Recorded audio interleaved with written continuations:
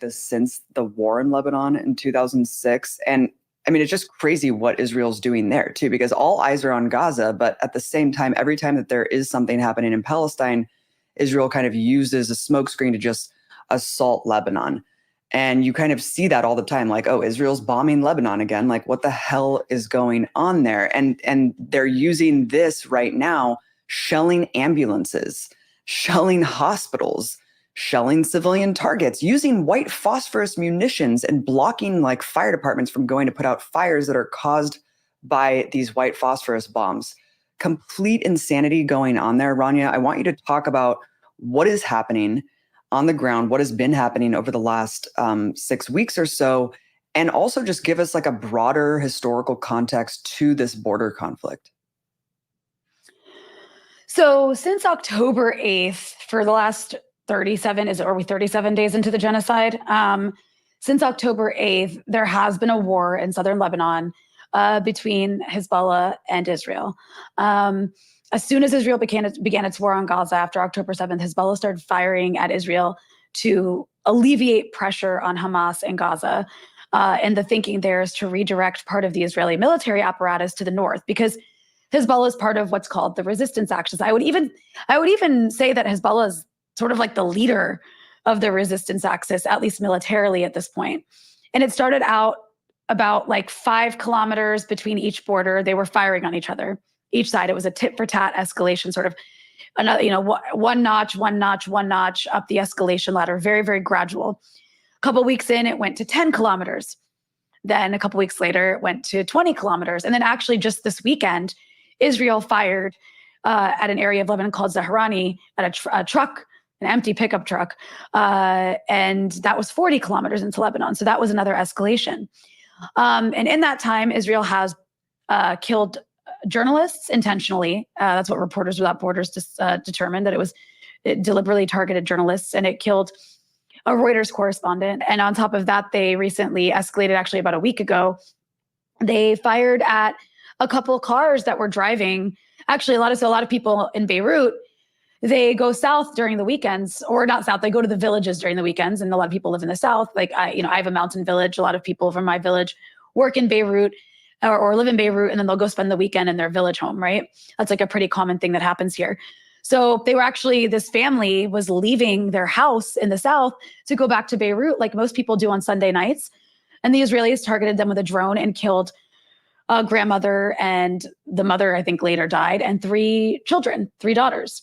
And the reason I raise all that is just to say there is a war happening in the south. And before I get to the sort of like background of some of the 2006 stuff you asked about, I just want to note, militarily speaking, what this has meant in terms of numbers, why Hezbollah is doing this. Mm-hmm. A third of Israel's military apparatus is present on the Lebanese border because of the war in southern Lebanon. That's more than like 80,000 Israeli soldiers. And then so if you think about how many are engaged in Gaza, it's about 100,000 Israeli soldiers are engaged in the war on Gaza. So 80,000 at the northern border. So again, that's to alleviate pressure from Hamas. Half of the Israeli Navy has been deployed to the Lebanese front, which is apparently more than the capacity deployed to Gaza. A quarter of the Israeli Air Force has been deployed to the Lebanese front, which includes something like 100 different types of aircraft, right? Half of the missile and air defense units deployed to the Lebanese front from Israel. That's depleting. That's meant to deplete the Iron Dome. About a third of logistical units have been deployed to the Lebanese front. 65,000, this is actually important, 65,000 Israelis have been evacuated from about 43, what we call settlements, in the north of Israel. And then another 70,000 have evacuated something like 50 settlements in the Gaza envelope, as they call it. Wow. So that's over 100,000 Israelis have left the north and the south of what's considered Israel. That's unprecedented. That's huge. So that's all just to say what's happening in Lebanon has already done some damage to Israel and is not only just alleviating pressure on Gaza, but is also taking away resources from the Israeli military. So, right. And again, the war at the border, it's not at the scale of Gaza, obviously, but there's been Hezbollah has lost over 80 soldiers, which is a lot. Why is it that Israel isn't just going all out on Lebanon, right? It's been 37 days. Well, in 2006, Hezbollah fought a war against Israel, and Israel had to basically admit defeat after 33 days of doing what it does best, which is killing civilians. Israel killed over 1,000 Lebanese civilians in that war, and they lost 121 soldiers, which at that time was quite unprecedented. Israel doesn't really ever have to lose soldiers, or at least by then it hadn't really ever lost that many, not since like wars in like the 70s. So that was a very big deal. And that they were fighting against this much weaker militia force, Hezbollah. And that's, Israel occupied, just some more background. Israel, for those who don't know, Israel occupied southern Lebanon from 1985 during the Lebanese Civil War up until the year 2000. And in that time, it committed atrocity after atrocity. It ran torture facilities. It funded this fascist militia called the South Lebanon Army to carry out lots of his dirty work. And on and on and on and on. And Hezbollah emerged in the South as a resistance force in the 80s to that Israeli occupation. Does that sound like a similar story, Abby, that we've heard before? And in 2000, Hezbollah basically kicked the Israelis out. They forced the Israelis to withdraw. It was a huge victory for Arabs across the region. For the first time, Arabs liberated land from Israel. And so since 2006, Hezbollah has only gotten stronger. It has gotten bigger. It's got like over 100,000, I believe, soldiers ready to fight and like ready to die for the country. They're very well trained. They're very well armed at this point. I think they had like Katyusha rockets back in 2006, and they exacted a lot of damage on the Israelis by firing on Israel. Now they have precision guided missiles. They have a lot now. They've got a lot. They have barely showcased what they have. They've got drones. They've got years of on-the-ground experience in Syria, fighting alongside conventional armies like the Russians. So it's a much stronger, much more powerful force. And for that reason, Israel has not dared to mess with Lebanon in terms of going into a full-out war since. That said, the longer the genocide in Gaza continues, the more likely a wider war in Lebanon becomes and a wider regional war becomes. And we can get into that in a bit, into like why that is, and also what Hezbollah's red lines are. But I just really want to emphasize that Hezbollah has acted for the last 37 days. Its existence as a powerful military force has acted as a powerful deterrent to Israel doing to Lebanon what it's done in the past. And that's huge. It's been 37 days and the Lebanese airport is still functioning. Usually, whenever there's a problem between Israel and Lebanon, the first thing they do is bomb the airport. Yeah. They haven't done that this time. And the reason they haven't done it is because, they still can. It might happen. But they know that when they do, Hezbollah has the capacity to hit their airport. So there's a calculation at play that makes the Israelis think, 15 times before they want to really escalate against Hezbollah. That's what I was thinking too. When I was looking at this timeline, it seems like there's a lot of reluctance. I just want to make the point that Lebanon at this point, in terms of occupying it, is off limits to Israel. In 2006, the Israelis tried so hard to invade Lebanon. They tried so hard. One village after another, 1,000 of their troops couldn't make it past a few dozen Hezbollah guys in villages in the south. Like, it was such a humiliating defeat. And with Hamas in Gaza, we're talking about people who are operating out of a concentration camp that's under siege, which has now been turned into a death camp. And they're using lots of homemade weaponry.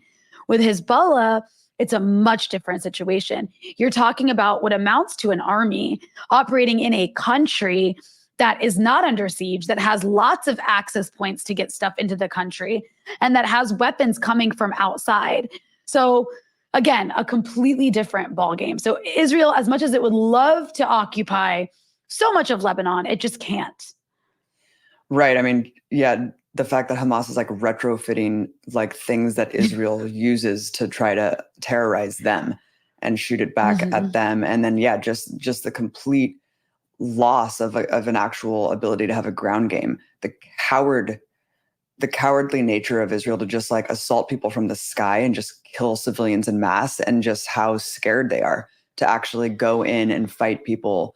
I just want to roll real quick. Just to build on what you're saying. Apparently in Gaza, they've got drones like firing bullets. Like they can't even go and fire bullets themselves. They hide in tanks.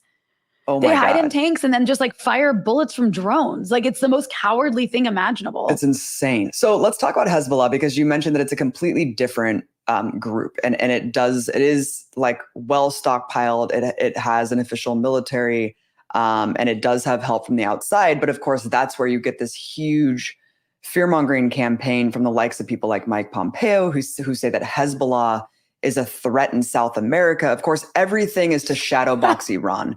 Everyone uses Hezbollah as like this, it's really just this veil where Iran is really puppeting everything that Hezbollah does. And so whether they're in South America or coming through the border of Mexico, like Douglas McGregor said recently to Tucker Carlson, like, oh, really? Wow.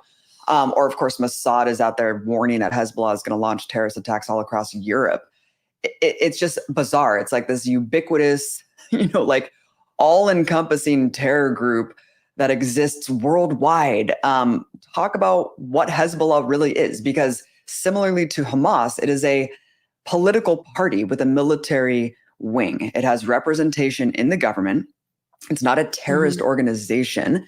This is a completely arbitrary and meaningless term, especially when you see countries like the US and Israel committing genocide with this high-tech weaponry. What exactly constitutes terrorism and a terrorist organization? So just explain that. Like, what is Hezbollah as an organization, and what do you make of the claim that they are just puppets of Iran? They are a Lebanese organization. Like, to suggest they are Iranian is just purely sectarianism, and also a kind of way to like dismiss them as what they are, which is an indigenous Lebanese resistance movement. They are the people. They come from the peasants of the South who were exposed to Israeli atrocities and Israeli occupation. It's as simple as that. Like, it's not that difficult to understand. And they rallied around a religious identity for a reason. It made the most sense to do that in that context, in that time period. And they've evolved a lot since. When we use the word terrorism, I mean, when I think of that label, God, it's the most politicized label to apply it to Hezbollah, especially for the Americans to apply it to Hezbollah. I mean, the Americans always whine that in the 80s, I think it was like 1983 or something, what was the precursor to Hezbollah at the time is believed to have carried out this attack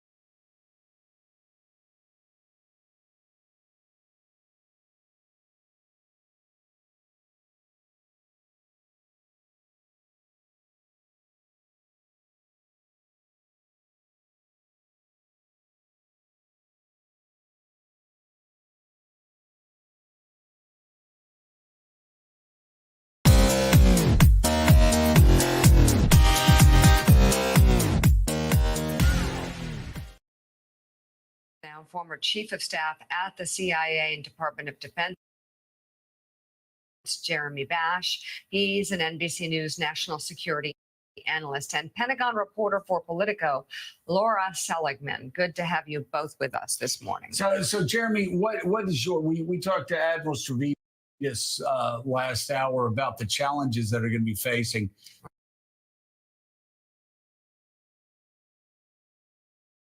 Or the trade-offs, really. Well, the trade-offs between these scenes of joy and these wonderful reunions that we're seeing versus the cost down the road to the Israeli army. What are your main concerns right now as we're seeing these images on our screen that bring such happiness and joy to all of us? What's your concern, though, about what's quietly going on deep underground in Gaza with Hamas? Yeah, two things, Joe and Mika, that I'm thinking about this morning. First of all, we still have 9 Americans who are being held hostage in Gaza. Let me say that again. We still have 9 Americans who are at this hour being held hostage by Hamas or their other terrorist affiliates. Can I interrupt and also Please. remind people what a former member of the intel community reminded me this morning? 20 Americans were killed on October the 7th. So we have Americans who've been killed, and we have 9 Americans who are still being held hostage. It's almost like those Americans have been forgotten by a certain segment of American society who's saying that we need to somehow make nice with Hamas. Absolutely. And just for the benefit of your viewers, here are their first names: Sigai, Itai, Idan, Omer, Hirsch, Keith, Gotti, Judy, and Liat. And if those 9 Americans are being held, their families, many of whom are gathering in Washington today because they're going to be meeting with members of Congress and other folks from the administration and the government, they need our constant attention and our constant focus. It's one of the main missions of Ambassador Burns in the region. It's one of the main missions of Secretary Blinken, who will be in Israel tomorrow, is to focus on getting those 9 American hostages out. One of those hostages, Hirsch Goldberg Poland, you've had his parents here on Morning Joe, Rachel Goldberg and John Poland. He was grievously wounded. Yes, he's a military-age male, but Hamas has released other people who were grievously wounded. He needs to be released for humanitarian exception so he can get his wounds treated and he can get his rehabilitation started. So it's absolutely vital that Israel regain intelligence dominance so that they can find, fix, and finish the location of terrorists and find, fix, and release the location of hostages in this next phase of the war. I agree with Admiral Stavridis.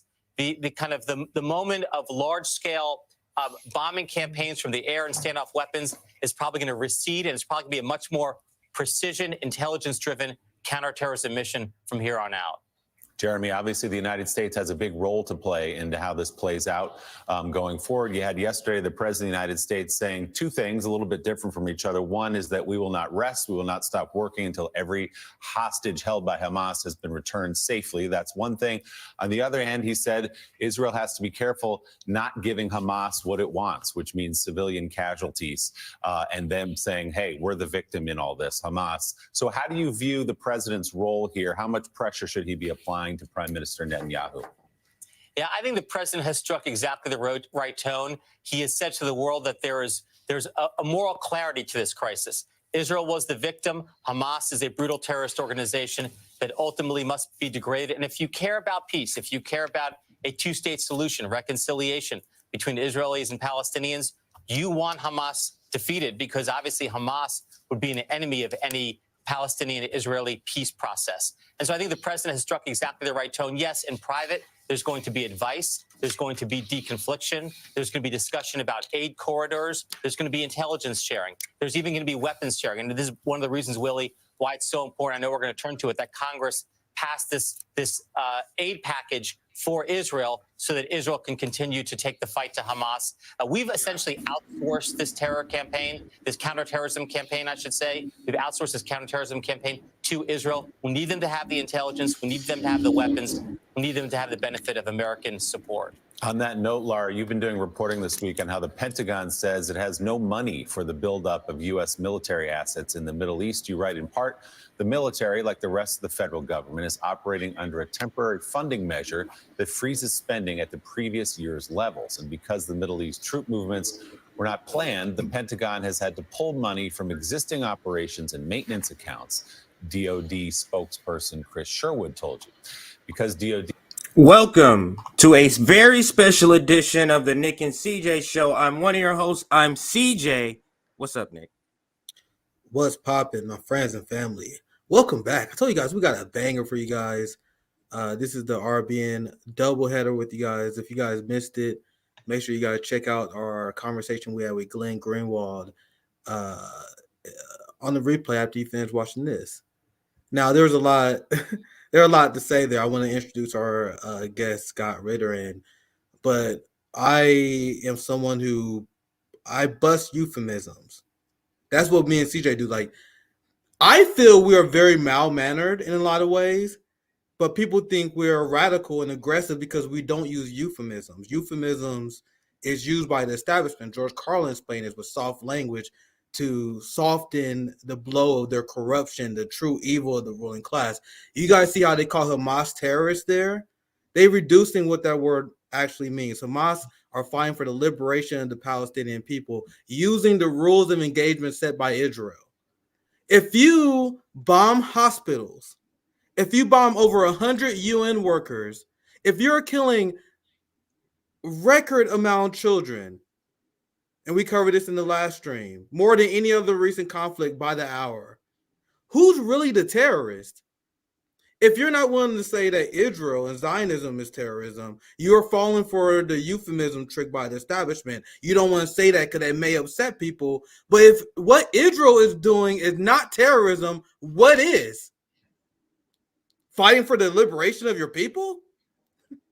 You guys see where I'm going with this? But I'll be short. I want to get our guests in here. And we're going to give them. CJ. Yeah, I was just going to say we're going to give them the proper introduction, but I do want to weigh in and kind of set the tone for how we're going to begin here, because a lot was said in that clip, but I purposely played it until that point to where they start to include and shift. If you notice, it's a report out. I think it's at Washington Post. The Pentagon is in there. We can't afford this shit. We can't afford to fight on all of these fronts. If you guys didn't know that, we're continuing on the continuing resolution. We don't really have the funds, so we're getting being prepared to be propagandized into increasing more funding for the war. But it is an admittance how we're not ready to fight a regional war, and that's what I want to start with. Scott Ritter, and let's give him the proper introduction. Former UN weapons inspector, author, and I would say a foreign policy analyst right now. Make sure you support him on ScottRitterExtra.com. But let's bring him in now. This is Scott Ritter. What's up, Scott? Welcome back. How are you guys doing? Thanks for having me. Absolutely. We're doing well. How are you? I'm doing okay. I mean, we live in a troubled world, and for somebody who makes their living doing analysis, there's that Chinese curse, may you live in interesting times, and I guess we've been cursed. We're living in interesting times. Yes. We say that all the time. I do want to get right to it just for the sake of time. This clip, we started out one way talking about a part of what's going on in Israel, but then we dive into this part here where I want to start with you with, and I'm just going to play maybe about 70 seconds of this and then kind of begin the conversation on a regional war in the Middle East. DoD had to hunt for funds. That means less money for training, exercises, and deployments the military had already planned for the year. Some contractual payments could be delayed, Sherwood said. The buildup in the Middle East, which has included extending the deployment of the Gerald R. Ford Carrier Strike Group operating off the coast of Israel, has therefore forced the military departments and U.S. Central Command to reassess the requirements for current and future operations based on the developing conflict, he said. And quote, that's from your reporting, Lara. So what's the bottom line here? What is the Pentagon asking for? So the bottom line here is that the Pentagon really has a money problem right now. It's supporting wars on two fronts, in Ukraine and in Israel. And crucially, in Israel, it's sent so much firepower to the region, 2 additional aircraft carriers, additional fighter jets, additional troops, hundreds of troops. And it doesn't actually have the money to pay for that right now. As you said, the government is under a continuing resolution. That's a stopgap spending measure that freezes funding at last year's spending levels. So the fact that these movements weren't planned means that the Pentagon has had to pull that funding from elsewhere in the department.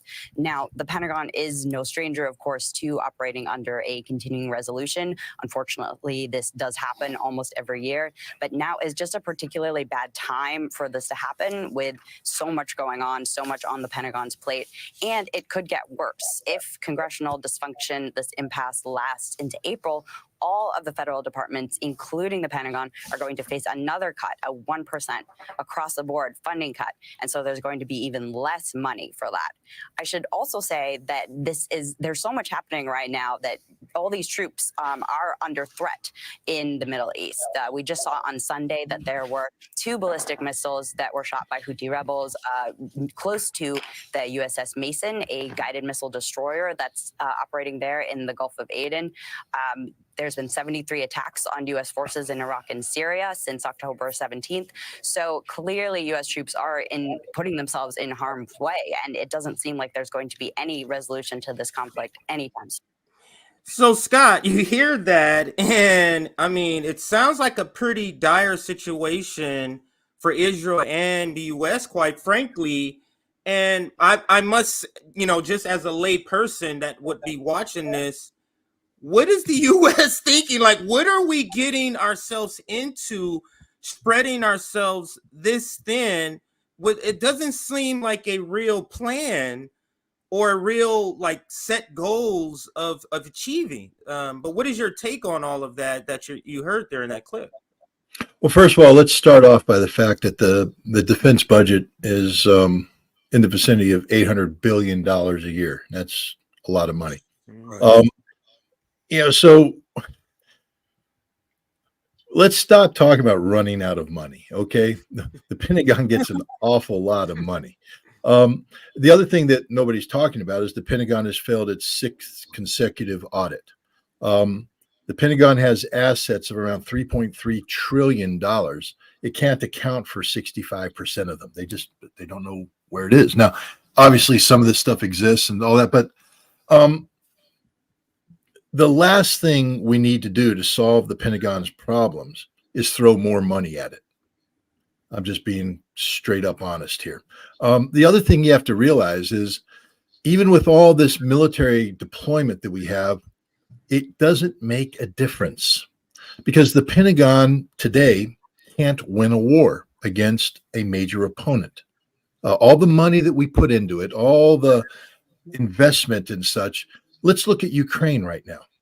And we're going bankrupt supplying Ukraine with our money, our equipment. We've deployed 100,000 troops to Europe. We're talking about beefing up NATO forces. And we're just going flat broke. We're running out of stuff to give them.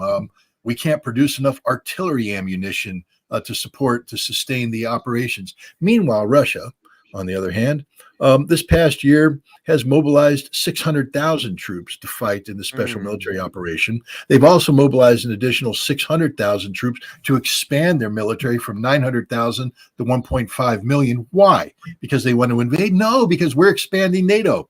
We're expanding NATO. We're inviting Finland and Sweden in there. That means that Russia now has to create new military districts and create new forces to man these military districts to protect themselves. We have a posture that says we're going to threaten the Arctic. So Russia has to build new forces to protect the Arctic. We're working with the Japanese and the Koreans to threaten the Russians in the Pacific. So they have to deploy forces there. But what I'm trying to say is that Russia's not having the same problem we're having. Russia's generated all these new troops and they're winning a war in Ukraine right now. Even the mainstream media can't ignore that fact anymore. I don't think there's any mainstream media outlet that's saying, oh no, Ukraine's secretly winning. Nope, they're losing. Everybody acknowledges this. Russia's has no ammunition shortage. Their defense industry has adapted in the time period to produce not only the artillery munitions, but the tanks, the armor vehicles, the artillery systems, new systems. Drone warfare is a whole new thing that's taking place right now. The Russians have reinvented drone warfare. Americans still are out there flying little plywood drones, or we're flying big, MQ-9 Reapers that'll get shot down in a real war. Russia's out there doing the real stuff, the way war's supposed to be fought. And yet here we are talking about we need more money to send another carrier battle group to the region. What's the carrier battle group going to do? Israel has a very large air force. They American-made aircraft. They drop American-made bombs by pilots who are trained to American standards. So they've bombed Gaza into smithereens. Are more American airplanes and bombs going to change that outcome? Nope. Hezbollah has gone to war against Israel in the past and been bombed by Israel and beat Israel. Our American plane, our American, here's the other thing, guys. What have we done for the last 20 years? American pilots are very good at taking off, flying through uncontested airspace, meaning no enemy air defense whatsoever, no enemy aircraft trying to shoot them down, and dropping bombs on Afghan wedding parties or Iraqi villages. That's what we're expert at doing, killing innocent civilians. And I hate to be too acrimonious here, but come on, guys, we've killed so many innocent people over the course of the last 20 years, and we've lost. I mean, my God, we got beat by the Taliban. We got beat by the Taliban. Okay, this vast military got beat by the Taliban. We got beat in Iraq. We didn't win that war. We haven't won a war lately because we don't know how to win a war. What we're good at is spending money. We have a military system, a military industrial complex combined with a military structure. Let's not cut them. The generals are as much to blame as the industrialists because they've built this edifice that doesn't work. I'm not a big fan of Donald Trump, but I relish the day that he called General Mattis and his generals together about Afghanistan and said, you guys suck. You don't know how to win wars because you told me you just needed more troops, more bombs, more this and that, and things are going to happen and nothing happened. You suck. We're out of there. And I'm like, wow, an American president that actually realizes the military is lying to him and that they do suck and they don't know how to fight. And maybe we need to get new generals. Maybe we need to learn how to take junior officers and imbue them with a sense of responsibility, duty, and honor. And as they progress through the ranks, not allow the reality of the corruption of the system to corrupt them. So that when you become a general, you're playing the game as opposed to doing what you're supposed to be doing to protect our nation. Maybe then we might have a military that it actually can go forth, close with, and destroy the enemy through firepower maneuver. But we can't do that right now. If we fought the Russians, they would whip us, hands down, whip us. If we fought the Chinese, be a no-brainer. That's like Pop Warner going up against the NFL, baby. It ain't going to happen. Even fighting these insurgents, if we fought the Iranians, they'll beat us. We can't win a major war right now because we have all this money we spend. But like I told you in the audit, 65% of it, they don't know what happened to it. They don't know where it is. I mean, look at how we got. And there's a game being played here. This is why I call it corruption. It's not just incompetence, it's corruption.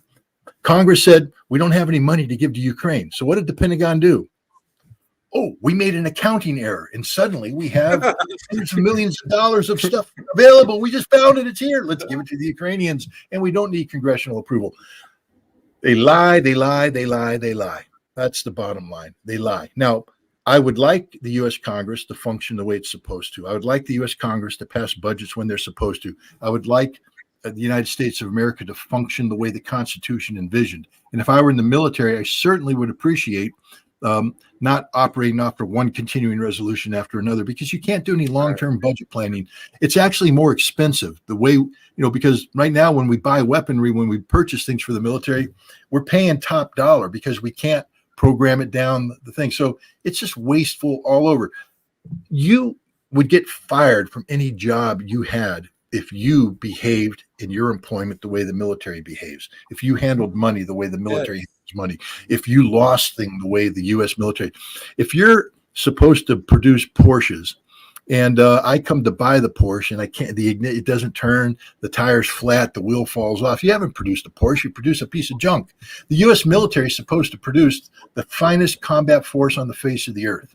We're Americans. I mean, I know I'm becoming that little ugly hubris-filled American, but my God, we're Americans. We're supposed to be better than this. We're supposed to be good, and we're not. We're not, and they're spending all the money. There's people in Flint, Michigan right now that still drink crap water. Imagine what they could have done with some of this money. Right here in Albany, New York, I got homeless people. It's 16 degrees at night. Homeless people, people with drug addictions, alcoholism, mental health problems. Nobody's taking care of them. Nobody cares about them. We have a country that needs fixing. We have a country that has a whole bunch of problems. And we're instead taking all this money, throwing it into a military that's dysfunctional. Ladies and gentlemen, they failed 6 consecutive audits. 6. Yeah. They don't know where trillions of dollars of stuff is. It's gone. That's our money they took. Our money. Why don't we get angry? Why don't we get furious? Why do we have to sit here and listen to this garbage reporting about how the Pentagon's out of money? Well, then park the damn carrier. If my kid comes to me and said, Dad, I want to borrow the car. I say, okay, but you got to put gas in it. And they call me from and say, ran out of gas. I said, that's your problem. Park the car, start walking. All right. You should have planned it a little bit better. That's a great analogy. Put an aircraft carrier in the Mediterranean, but we're out of money. Park it, baby. Park it. That's reality. That's the way the world works. But don't sit here and tell me you need more money. Not when there's so much stuff going on in this country that needs money. Real Americans need this. And what are we doing this for? We're supporting Israel that's carrying out genocide. Okay, let's also keep this in perspective. This ain't like the aircraft carriers going out to save the world. It's not like there's bad guys out there that are trying to do harm to America. These are Palestinians that are tired of 75 years of brutal colonial oppression occupied by an Israeli government and Israeli people that have said you don't have a right to exist, that we won't accept the Palestinian state. I'm not going to sit here and defend every tactical decision made by anybody. War is hell. Violence is violence. People die. It sucks. And we should condemn any murder of innocent people. But there's very few innocent people in Israel. Very few. And the reason why I say that is that Zionism is an illness.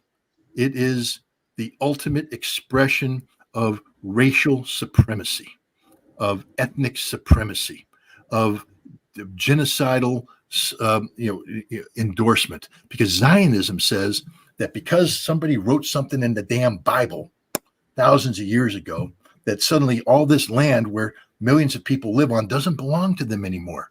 That God has reached down and touched a select few people. I mean, God, come on. I read the Bible. I'm not the biggest religious guy in the world, but, I think it was, God made the heavens and the earth. So God made it all. He's like God. She's like God. Who knows? He, she, it, what? I don't care. 6 days they made the earth. The seventh day he rested. Okay. God needs to rest too. But when he made the earth, did he really just go, you guys are good, everybody else is bad? It's like when an American president says, God bless America. I always love that statement. God bless. Really? God bless us? Only us? Just us? Because we're exceptional, baby. We're America. We do it better than anybody else. So goddamn the rest of the world. That's what you're saying when you say that. That means that nobody else counts. Exactly. Zionism is about only the Jewish people counting in Israel. Not Jewish. I'm not tainting the Jewish faith. I'm saying that if you are a Jew that says that Zionism gives you an inherent right to create an Israel without any consideration of the people who already live there, then you're a racist, you're a supremacist, and America shouldn't be dropping bombs in your defense. We should be bombing you into the Stone Age because you are the evil that resides in the world today. But no, the aircraft carriers that we ran out of money to support, they're there to support the Israelis murdering Palestinians. And this should sicken every American. Yeah, I have a few things I'll say, and I'll pass it to you, CJ, because there's just a few thoughts, because that was very thought-provoking. He was cooking there. There was a lot to break down. Because you got ahead of me, because I was going to ask you about Zionism. I was actually curious about your thoughts on this, because not only can you make the moral argument against Zionism, obviously you can make the legal argument against Zionism. But even if you take Zionism at face value, where Zionism is a political philosophy which is going to create a homeland that makes Jewish people safe, that has been a failed project. There's nowhere that is least safe for Jewish people than the state of Israel. There's no ideology that made Jewish people more safe than Zionism, because there are people who I disagree with who may make the mistake of equating Jewish people with Zionism, which leads them open to attack because they may be radicalized by the crimes of Israel. So Zionism as an ideology made them unsafe. And also the core premise of having Jewish sovereignty, that's Zionism, a Jewish sovereign state. Israel is not sovereign. Israel is closely tied to the United States and would not be able to accomplish the military operations without the support of the United States, without the AOK of the United States. That means Israel is not sovereign. Zionism is inherently a failed ideology because it cannot exist. Israel cannot exist without the support of the US and UK, meaning you did not give sovereignty to the Jewish people. Correct? I had to add that because you said a lot of things that I was going to ask you about that regarding Zionism. One more thing I want to get to, and I'll pass it back to CJ. I love how you mentioned how your critique of the U.S. military, because it's something I mention all the time. I remember when I was a sweet summer child, growing up with propaganda. I believed at a certain point in my life when I was a child that we won every war. That's kind of what they teach you. Like, yeah, the United States military is top notch. We won in Vietnam. They won Korea. They never tell you the truth about this. But what the United States really does, we don't accomplish our military goals. We slaughter civilians. We try to break the will of a population. And if we can't do it by combat, we do it by sanctions and by financial attacks. So the myth that the United States military is this efficient fighting machine, I'm glad that you've been speaking out against. Anything else? Anything you want to add to that, Scott, or I'll pass it back to CJ because I know you have probably a few more questions. I'll go real quick here. Look, I'm a former Marine. I was a Marine officer, and I love the Marine Corps. I know there's people out there who say there's an inherent amount of hypocrisy in that stance. I was brainwashed. Okay, I joined the Marine Corps, and I bought into it, and I still do. It's some of the finest moments of my life were defined by the Marine Corps. It made me who I am. It gave me the values that I have: duty, honor, country, etc. And the institution I joined was unmatched on the field of battle. And I think the Marine Corps today is a fine fighting force, but war is an extension of politics by other means, meaning that while the Marine Corps may exist to be a combat unit, that in and of itself doesn't legitimize the existence of the Marine Corps. The Marine Corps is the United States Marine Corps. That means that it's supposed to be used in defense of America. And we have a weird way of defining what defends America today. For instance, Vietnam had nothing to do with the defense of America. So killing those Vietnamese had nothing to do with it. To be honest, Desert Storm, the war that I fought in, had nothing to do with the defense of America. I remember leading up to the war, I was called into Major General Matt Caulfield's office. He ran the war fighting center, and I was doing some intelligence stuff for them.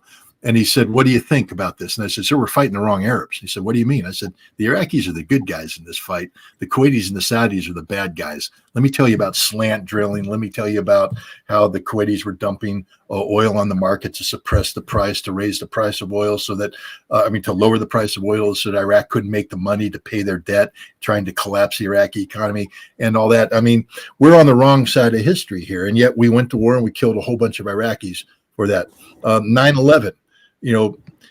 Let's start with Afghanistan. The Taliban had nothing to do with 9/11, nothing to do with it whatsoever. And yet we decided we were going to commit regime change. Not only that, once we took out the Taliban, we said, well, why not go and take out Saddam Hussein, who had literally nothing to do with 9/11. And we lost both of those conflicts because we're not fighting for the right thing. That's the problem. We're asking Americans to join an institution, the military. And I will tell you right now, for all you mothers and fathers out there, if you send your sons and daughters to the military, the kids you send away to the military will be forever changed, and most likely for the worse, because the military breaks you as a human being. If you go to war, it destroys you as a human being. You can hopefully recover from it, come out and adjust, but it ruins the person you sent there. They will not be the same. And I guess there's times when we need that. We need a military to defend ourselves. If we're attacked, we need to defend ourselves. But we're sacrificing these kids for nothing, for nothing. There's nothing out there worth American kids dying for, but not just dying, because there are worse things than death. The murder that is committed in the name of the United States. And it is murder, even though the soldiers, sailors, airmen, and Marines don't consider it murder. And maybe they're operating under the law of war. But the bottom line is when we send our people over there to kill them, when it has nothing to do with what's happening here at home, it's murder. We made a decision to go forth and kill, and there's nobody better at killing people than the United States military. We can do it very, very effectively. It's nothing to be proud of. I'm ashamed of it. I'm ashamed of the fact that we kill so many innocents. I'm ashamed of the fact that we live in a country ostensibly defined by the rule of law as set forth in the Constitution that speaks of individual freedoms, and yet we go kill people out there who have every right to live as much as we do, and we don't give a damn about them. We don't give a damn about them. America, I love my country, and I love the American people, but you disgust me. You disgust me because you are collectively the most ignorant people in the world about the world we live in. How dare you send people off to fight and die in another country if you can't even point that country out on a map and tell me why it's relevant? You don't know why we're going there, and yet you're going to let your kids go there and kill other people's children. And then your kids come home and you find out the reality that nobody cares about your kids. How many people watching the show go to the VA hospital and look at the guys pissing into their bags? Not a dent. You might, but I'm saying there's so many people that don't. They put the yellow sticker on the back of their car, say, we support the troops, and then they abandon them. What about the guys that come back with PTSDs, guys and gals, and they get a drug problem, because they got shot, they were National Guard, but they come back and they put them on Oxy, but then they pull them off Oxy, so they go on heroin, and now we mock them as drug addicts. They're drug addicts. There are people who are willing to take the oath to put their life on the line in your defense. They come home broken, and now you abandon them, and you call them drug addicts, or you call them alcoholics. You call them maladjusted. They used to be just like you, but they were broken going to war to defend you, or at least they thought they were, and you abandoned them. The American people, we suck as a nation. We absolutely suck as a nation because all we believe in is killing people and then dumping on the side of the road those who are broken by that conflict. I apologize for getting angry. That was unbelievable. No. That was- After you, CJ. Yeah. Yes. I will add to what you said. Really quick, I apologize. I won't get you in here, TJ, because it's what you said was brilliantly put, and it's worse than that as well, because our society created a class system where they recruit kids to fight and die for our war and punish people who don't. If you don't, you gotta go into debt to get educated. Now, so this is how they what's the right word for it? This is how they coerce, not the right term, but coerce Americans to die for us. They say, well, you can fight for us and we can pay for your education, or you not, or you can go in debt for the rest of your life and pay a ridiculous interest rate on your schooling. It's on you. If you want to fight and die for us, we will educate you. What kind of society says that? We will only give education and an opportunity for upward mobility if you're willing to commit war crimes for our regime. Meanwhile, I keep it short. That's my point. Go ahead. Yeah, no, that's a perfect point, and also like you said, Scott, with several points. I do want to just ask before we move on, and before I pass it to you, Nick, for the rest of the questioning. I want you to speak to. I watched this episode you did with this podcast group, and I want you to speak to the likelihood of two things. A regional war in the Middle East involving where Israel is the target of a lot of the Arab nations in that region, and if that were to happen, how there is a real, if not probably a real possibility, not just plausible, that Israel will not exist if that were to happen. Could you speak to the likelihood of both of those, please? Well, I think we start off by, first of all, we have to define what Israel is. Eretz Israel, the biblical Israel, that is the vision of the Likud party that is there. And I just remind people, there's been a lot of controversy about from the river to the sea. We've had a representative from Michigan attacked for her pro-Palestinian stance, where she has said this. The demonstrators that are out there have chanted this, and people call it anti-Semitic and showing hatred. But yes, it was part of the Hamas charter. Hamas was an organization that was chartered in the late 1980s, early 1990s. But you know who invented from the river to the sea? The Likud party of Israel. It's part of their charter in the early 1950s, from the river to the sea, and that means no Arabs. It's only going to be a Jewish homeland. And the Likud party is in power today. Benjamin Netanyahu and all of his, right-wing fanatics that they've formed this hate-filled government. So we that Israel, that's what Israel is today. It's an Israel that's intolerant of a two-state solution. Yitzhak Rabin, former prime minister, was assassinated by an Israeli, right-wing Israeli Jew back in 1995. He believed, he was working towards a two-state solution. I'm not saying it was perfect. I'm not saying it could have happened. I'm just saying that was the direction he was going. That's why he was killed. But that concept doesn't exist anymore. Israel defined today is an Israel that says there will be no Arabs, there will be no Muslims. It's a Jewish homeland as defined by the Bible. That Israel will not exist after this, cannot exist after this. And if Israel continues to seek to define itself in that manner, then we're probably looking at a regional conflict that could see the destruction of Israel, the strategic defeat of Israel. And this would be a tragedy for everybody involved. I'm not advocating the destruction of the Israeli state.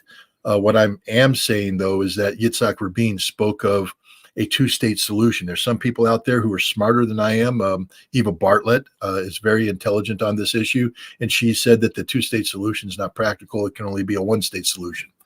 I yield the floor to those people to have that discussion. I'm just simply saying. Purely why I land that, simply because we've seen the two-state solution in action. But go ahead, Scott.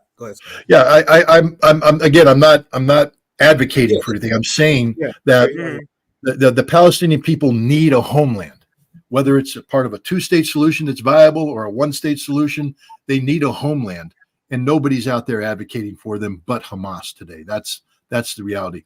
And Hamas is backed not by the Arab League, not by the Organization of Islamic States. They condemn Hamas because Hamas threatens them, because all those Arabs and Muslims have been using the Palestinian conflict to enrich themselves, to better position themselves. Ask Egypt about its defense budget. It's tied to the Israeli defense budget, which is tied to the notion that Israel must be secure from the threat posed by terrorism and enemies and such. So Egypt has to have tension with Israel, and that tension is provided by the Palestinians. Ask the Jordanians about their defense budget. Ask all the Arab nations, Saudi Arabia. What is the Abrams Accord, the normalization of relations between Israel, Bahrain, Israel, United Arab Emirates, Israel, and Saudi Arabia? All is done on the notion that there should be a Palestinian state, but the way the Abrams Accord is written, there will never be a Palestinian state, and everybody was accepting this. The permanent disenfranchisement of the Palestinian people by everybody except the axis of resistance. That is Iran, Hezbollah, Syria, Yemen. God bless the Houthi. They're like the wild frat boys that just woke up one day and said, "There's a party, fire missiles." And they're just sitting there firing, hitting up Israel in defense of the Palestinian people. And they don't care about ceasefires. They don't care about anything. They're just ready to rock and roll. The Iranians, though, understand the consequences. If they get involved, this regional war could go bad. Never forget that Israel has nuclear weapons. And the nuclear weapons that Israel possesses are linked to a policy known as the Samson option, meaning that if we go down, everybody dies. That's it. So for all those people saying that Israel's got to go, we got to destroy Israel. Come on, guys. Israel won't be destroyed without destroying everything. Okay, that's just the reality of it. So we don't want the destruction of Israel. What we want is a disenfranchisement of Eretz Israel, of this biblical Israel, of this Zionist Israel, that we should support the continue a homeland where Jewish people can feel safe in the homeland that has importance to them. But it can't come at the expense of the Palestinian people. And so this is going to be a tough negotiation that has to take place, but it can take place. And it will take place now. Why? Because of what Hamas did. Let's just be frank here. On October 6th, nobody was talking about a Palestinian state. Nobody in power. You might have been talking about Palestinian state. Proxy J might have been talking about Palestinian state, but the president of the United States wasn't. Nobody who had the ability to make it a Palestinian state was talking about it. Come October 7th, whole world's talking about it today. It's on everybody's tongue. Palestinian state, a two-state solution, and all this stuff. Why? Because of what Hamas did. Let's be frank. This wouldn't have happened if Hamas didn't do what it did on October 7th. And now, and let's also be honest, it wouldn't have happened if Hamas hadn't taken the hostages, come back into Gaza, gone underground, and had Israel blow the living crap out of Gaza. The terrorism that Israel has inflicted on the Palestinian people is one of these horrible consequences of a struggle for liberation. I liken it to what happened in Normandy in France in World War II. We were getting ready to invade Normandy, put our troops across the beach, and Charles de Gaulle, the head of the Free French, was approached by the military planners of the Allies, and they said, "We're going to end up killing a lot of French civilians. He said, how many? They said 80 to 120,000. He said, oh my God, he said, there's no other way to liberate France without this, without bombing the cities and everything. They said no. So he greenlighted it. We ended up killing between 20 and 60,000, huge number. Charles de Gaulle never celebrated D-Day. Every time there was an anniversary after one of the great military victories, he never attended. Why? Because of the price that was paid by the French civilians. But it was a price that had to be paid to defeat Nazi Germany. The Palestinians that are dying today, it's tragic. It's a huge tragedy, a disaster. But understand that they are dying for a free Palestine. That if it wasn't for their sacrifice, nobody would be taught. There wouldn't be demonstrators in the streets. If Israel had gone in and killed 5 Palestinians, would you have 1 million people in the streets around the world? No. You needed Israel to be Israel. Israel had to do what they always do, which is the mass punishment of a civilian population in violation of international law. The bombing of hospitals, the bombing of schools, the bombing of aid workers. Israel did what Israel does. All Hamas did is enable Israel to be exposed as this horrific, genocidal, maniacal Zionist country that it is. But the people that are paying the price are the Palestinian people. And I think it's imperative that their sacrifice not be wasted. Because it will be a waste when this is all said and done if we just go back to what it was. If that happens, then none of this means anything. None of this was just an exercise in death and destruction. This has to have meaning. And to have meaning, Israel must be eliminated in its present state. And I think this is the path we're headed on. Benjamin Netanyahu is finished as a politician. He was already somebody who was widely unpopular before October 7th because he's a corrupt man who is being charged with corruption. And if he's found guilty in a court of law, could spend the rest of his life in jail. He doesn't want to go to jail. So he created this right-wing coalition who then turned and rewrote Israeli basic law so that the legislature controls the judiciary branch. So if any judge tries to bring him to account, that judge can be impeached. That means he's above the law. Israel rose up against him, hundreds of thousands of people in the street. This is before October 7th. Saying he must go. Israel was divided. The president of Israel spoke about the danger of a civil war, an actual civil war in Israel over this. Now, Benjamin Netanyahu sold himself as the security prime minister. And on October 7th, he was proven to be a liar in that regard as well. He oversaw the greatest defeat of the Israeli military in the history of the Israeli military at the hands of Hamas on October 7th. He's the one that created all this problem. He will be held to account. His popularity is plummeting. Right now, he is in power only because there's a hostage exchange program going on. Let's talk about that just for a second. That was part of the Hamas plan, to take hostages. Now, people say, well, how can you support taking hostages? I don't know, because Israel's taken thousands of hostages themselves, held them in prison camps without due process, and nobody was talking about on October 6th, besides you, who was talking about the Palestinian prisoners? No one. No one. They didn't exist. And suddenly everybody's talking about them. Why? Because Hamas went out and snatched a couple hundred Israelis and brought them back and said, we're going to trade them. And people say, why did they take the women and children? Well, guess what the number one commodity was in trading? The women and children. Hamas had to have these women and children to get their women and children out of prison. Remember who started this? The Israelis started it by imprisoning Palestinian women and children, holding them for years under torturous conditions without any due process. And nobody was talking about them, but now they're being released. Why? Because Hamas took hostages. Netanyahu said, I will never condone a ceasefire. I will never exchange prisoners. Well, guess what, Bibi? Yeah. Why are you doing a prisoner exchange now with a ceasefire? Because the Israeli army got fought to a standstill by Hamas in Gaza. The Israeli army is not as good as everybody thought it was. One of the big stories in an Israeli newspaper right before the ceasefire is that at least one battalion, maybe more, of Israeli reservists had to be pulled out of Gaza because they were scared. They refused to fight. They were tired of getting killed. Yeah, I saw that. Yeah, slaughtered by Hamas.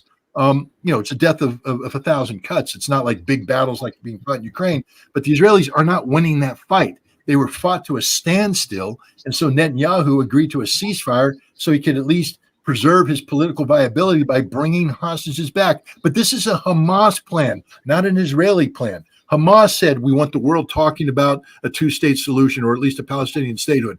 Everybody's talking about. That's a Hamas victory. Hamas said we want a ceasefire to get a prisoner exchange. That's happening. That's a Hamas victory. Hamas said we want the world to be aware of what's going on in Al-Aqsa, the desecration of the third holiest shrine in Islam by the Israelis on a daily basis. And now the Islamic world is united in saying that must stop. That's a Hamas victory.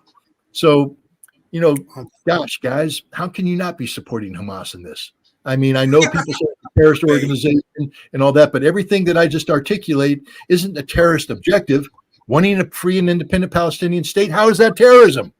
Wanting your people to be released from prison by how is that terrorism? Wanting the third holiest shrine in the Islamic religion to be treated with respect, how is that terrorism? It isn't terrorism. The terrorism is the Israelis slaughtering Palestinian civilians in violation of the international law of war. The terrorism is the Israelis bombing hospitals. The terrorism is the Israelis compelling the Palestinians to pull the plug on premature babies and having them die. Yeah. Because nobody brought help to them. If you care about people, if you care about humanity, then you better start caring about the Palestinians, because they're the ones that are paying the highest price here. My heart bleeds for everybody who has suffered here. Even the Israelis. I don't want people to die. Nobody should be dying. But please understand this. There's no such thing as an innocent Israeli. You showed that clip beforehand where they said, there's Americans. Those are Americans with dual passport, buddy. They ain't Americans. Israelis. They ain't Americans. They went to Israel. People say, well, we have a right to. I'll just throw out the following scenario, because I'm a Marine, or I was. Once a Marine, always a Marine. I had a roommate in college who was a Jewish American. Cool. But he went and served 3 years in the Israeli Defense Force. And I wasn't cool with that.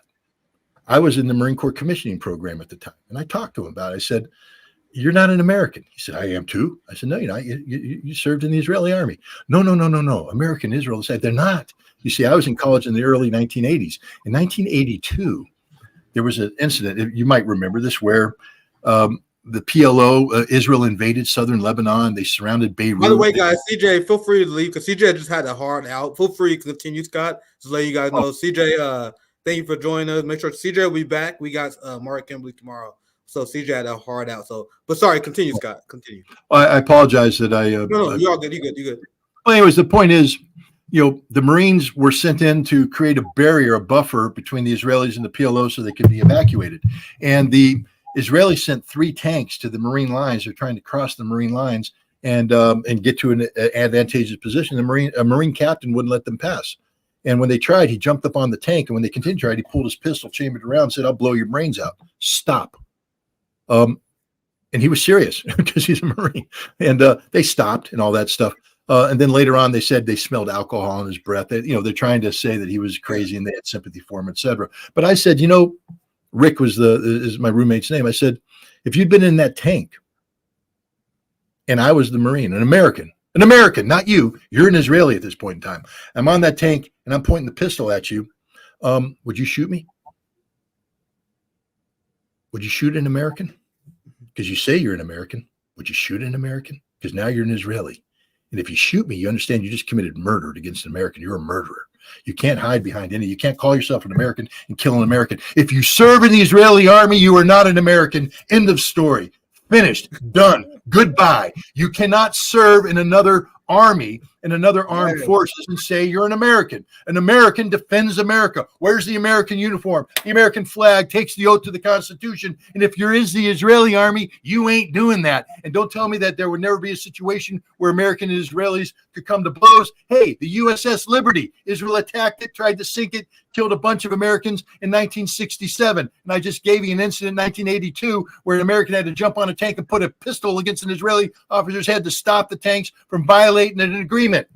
Israelis are not Americans. And if you're in the Israeli army, you ain't American. So don't sit here and say there's 20 Americans held hostage or they killed 30 Americans. No, there's 20 Israelis held hostage and they killed 30 Israelis. Don't throw America under the bus on this one. We have nothing to do with that. Yeah, or we should have nothing to do with that. If you're someone who's going on a tourist vacation in Israel, you are willing participant in an apartheid state in a colonial project, you're willingly signing up for that. So at that point, you can't say you're an innocent civilian when you are a willing participant in colonial. You gotta literally cross the fucking ocean. Now that you're not like an innocent civilian. So Scott, I know you heard Zionists say Hamas is using human shields all the time. I say the exact opposite, because I guess my radical opinion, and I'm glad to say you share at least some sentiments, that if you're a settler colonialist, you're not as innocent as the media and the Western establishment will have you believe. You're a willing participant in a genocidal military police state where everyone is required to be part of the IDF, or they will lock you up in a cage. That is the requirement of being part of the Israeli settler colonial project. So if you're part of this violent settler colonial regime, and people who fighting against the settler colonial regime have the legal right to fight against the colonialists, it's you who are using human shields, because you know who can't consent to that? Children. It hurts to see children be victims, but Israeli children taken hostage by Hamas are human shields wielded by Zionists, because they put someone who cannot consent to be part of a settler colonial state. You guys understand? People in Gaza, children in Gaza can't leave. People in Gaza can't leave. That's their homeland. Children in Gaza are not human shields. They have no choice but to be there. If you're an Israeli parent, you're putting your child in danger by making them a settler colonialist in a violent military police state, which is essentially what you're saying. One last thing I want to say, because I don't want to keep you too long, but there's one more quick little presentation I want to share. Whether you know it or not, Scott, what you said earlier is exactly what radical Palestinian resistance fighters want. Because I had our friends at the Palestinian Community Network, Maston for Palestine, Palestinian resistance fighters, on RBN last week. And what they said, people who support Palestine, what they don't do is they don't celebrate the victories of Palestinian resistance. So people want to free Palestine, but when they see victories from Hamas, when they see victories of Palestine, they don't even want to acknowledge it. They don't want to acknowledge there's an actual tactical maneuvering, that there's not just barbarians just that want the death of Israelis. And that's actually a very important part of the Palestinian resistance, which comes in many forms. But if you have a victory which freeing prisoners that was tortured and held by the Israeli regime, that is a victory, and people need to acknowledge that instead of just blindly condemning it.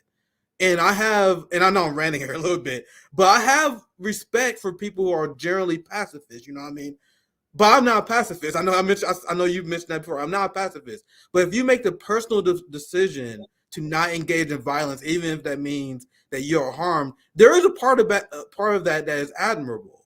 But it is not upon you, who live in the most violent empire that we've seen in modern human history, to project your pacifism and weaponize your pacifism against the people who are victims of a violent colonial regime. So there's BDS, there are a lot of non-violent means of resistance for the Palestinians, but Hamas and many other Palestinians have the legal right under UN Charter to resist their violent settler colonial state of Israel. And if you pay taxes that goes towards the oppression of the Palestinians, I think it is morally reprehensible for you to condemn that. And that's just my personal opinion. So not only do I not condemn Hamas, I think it's reprehensible for you to be for you to benefit from the violence of the empire, and then you, living in the suburbs, look at people who are victims of settler colonial violence and say you guys don't have the right to resist. I just think that's absurd. But one more thing. Go ahead. Anything you want to add to that, Scott, before I move on? Look, I got in a lot of trouble because I wrote an article a while back that called October 7th, the greatest military raid in modern history. I won't call it a terrorist act, because it wasn't a terrorist act. It was a extraordinarily well-planned military operation with clearly defined military objectives. The kibbutzes that surround Gaza are not civilian installations. They're militarized installations that operate in direct support of the Israeli military presence along the Gazan border. just to give you an example, Hamas was slow to getting to some of these kibbutzes, and they mobilized their self-defense force and were able to repel the Hamas attack. As again, let them do that. I'm saying this is war, but let's not call this an act of terrorism. This is war. This is a military operation with clearly defined military objectives that you have to do. But also remember this, and you've touched upon this, but the occupier never gets to claim an inherent right of self-defense against the occupied. That if the stone is thrown from occupied land by an occupied person against the occupier can't say, I have a right of self-defense, you don't. And it's not me saying this. This is the International Court of Justice that put this out in a 2004 opinion that addressed the Palestinian issue, and it defined the Israelis as an occupying power and the Palestinians as the occupied. And if you're an American, understand this. This is why we exist as a nation, because we felt oppressed by British tyranny. And so we rose up. We were the terrorists at our time. Every man who signed the Declaration of Independence was committing treason against England and could have been shot and would have been shot had they lost the revolution. Samuel Adams, terrorist. Paul Revere, terrorist. We call them heroes today. I'm here to tell you right now that every single Hamas fighter is a hero for Palestine. And you don't have to support Palestine, but at least respect that damn fact. Don't denigrate them. Don't call them terrorists, because you're doing yourself a disservice. You cannot solve a problem unless you first accurately define the problem. Because if you don't accurately define the problem, whatever you come up as a solution doesn't matter, because you're not solving anything. If you're going to talk about the Palestinian-Israeli conflict, understand this. Hamas is not a terrorist organization. Hamas is an organization of governance that was empowered by democratic election by the Palestinians of Gaza to represent them, and then was tried to be destroyed by the Palestinian Authority and Israel in a civil war, which they won. They earned the right with their blood to govern Gaza, and they've been doing so ever since. And if you are the governing authority and your people are being oppressed by an occupying power, you have an inherent duty and responsibility to do whatever you can to liberate them, to free them. What's happening today in Gaza is a war of Palestinian liberation. End of story. Yeah, I'll share this because this is a great tweet. And feel free to share whether you agree with this or not. It's an interesting perspective that will obviously blow the minds of people in the United States. Searinger says, it might surprise you that Hamas never invaded Israel on October 7th. They went into areas like Ashkelon that are recognized as Palestinian land, even by the United Nations. So once again, that's just an interesting perspective. It's very weird to say that if you're an Israel supporter that Hamas invaded Israel. Like, how do you invade someone who's colonizing you? No, that's your land.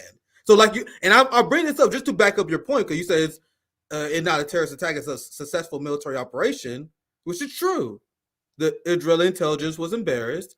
Netanyahu's approval rating, and I've seen one source on this, was 4%.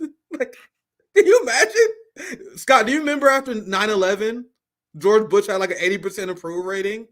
Yeah. Like, Putin has like 80% approval rating because of Ukraine. Usually, after a conflict, as a leader, you're supposed to get a bump in approval. Netanyahu is 4% after October 7th, which should have been a dream scenario for him, considering the political turmoil, the corruption trials that he's been going through as well. But that wasn't my main part. This is the last part I really want to get through, because I appreciate you spending time with us today, Scott. It was a very fun conversation, a lot of great things, very thought-provoking things said.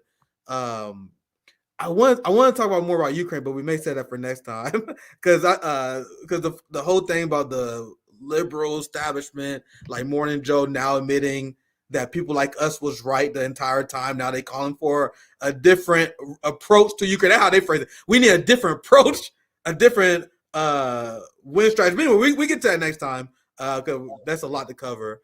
But I want to get your thoughts on this because it's something I've been finding very particular.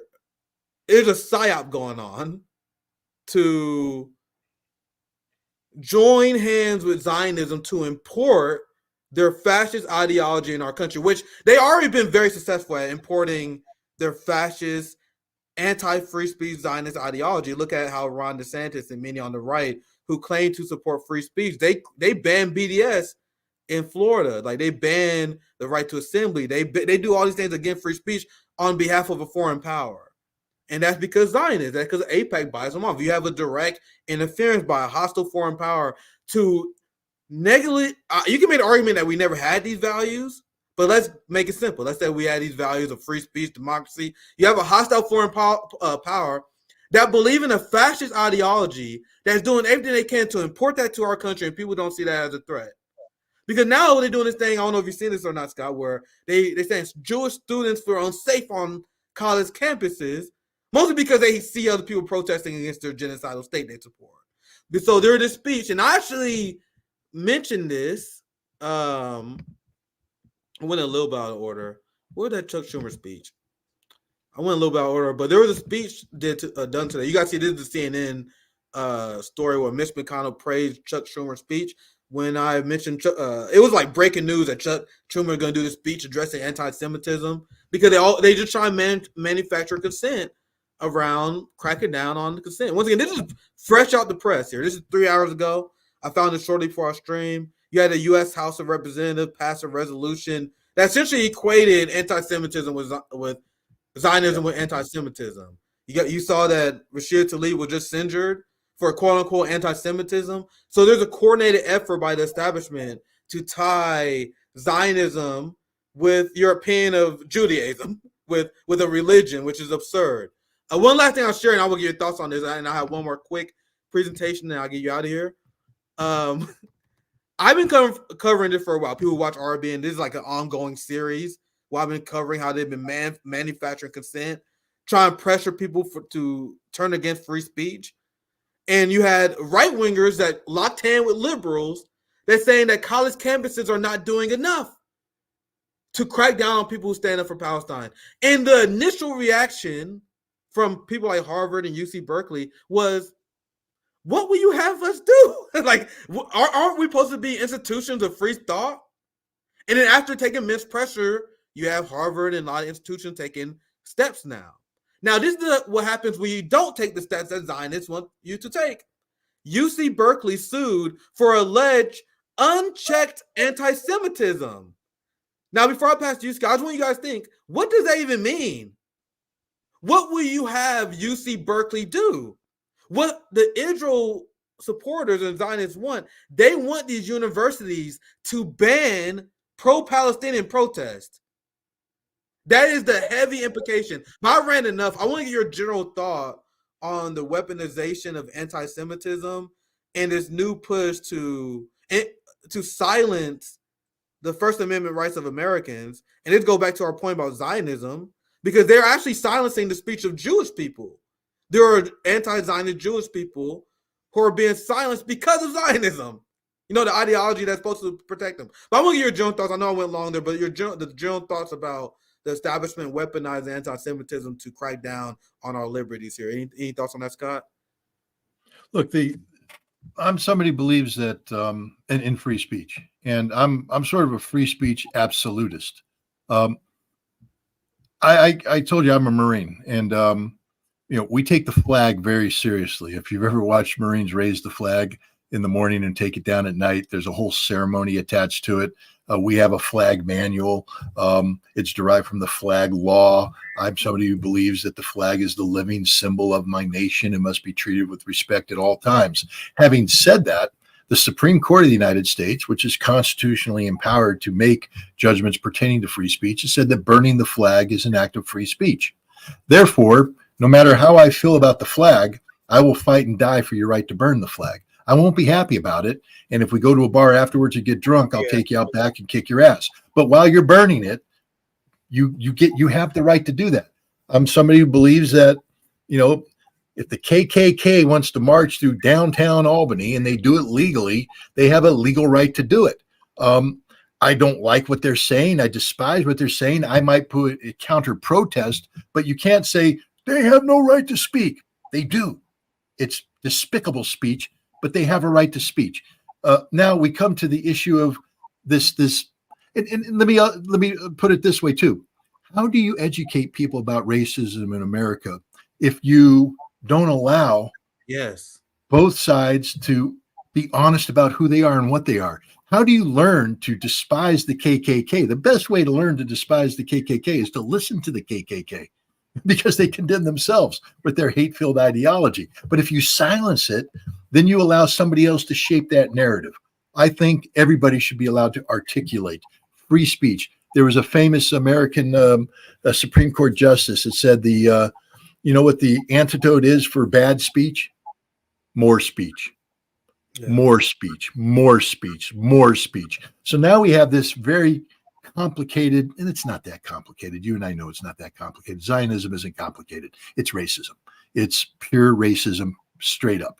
It basically says that a bunch of white Jewish people have a God-given right to do whatever the hell they want to all the brown, non-Jewish people in the Middle East. That's what it is, straight up. It's about economic empowerment. It's about the theft of land. It's about a whole bunch of things.